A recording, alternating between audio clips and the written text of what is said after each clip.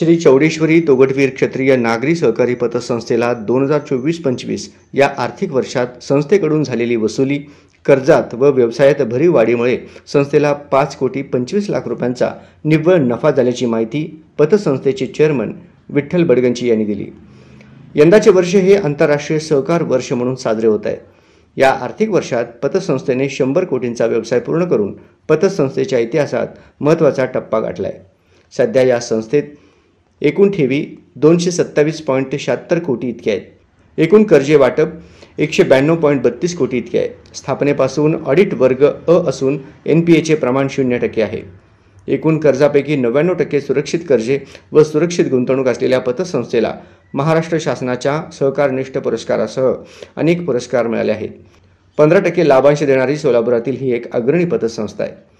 या यशात सभासद, ठेवीदार, कर्जदार, खातेदार, कर्मचारी व संचालक मंडळ, व्हाईस चेअरमन चंद्रकांत रंगम, संचालिका उमा पुडूर, अंबिका उदगिरी व संचालक अरुण चिंता, लक्ष्मीकांत उदगिरी, अरविंद पुडूर, नरेंद्र बत्तुल, मल्लिकार्जुन खंडे, विलास बडगंची, शंकर कोंतम, विष्णू मॅकल, अजय रंगम, विजयकुमार शिंपी, रूपसिंग राठोड, भगवंत फलमारे, अंबादास कंदिकोंडा, व्यवस्थापक राजेंद्र हुदगिरी यांचे योगदान आहे।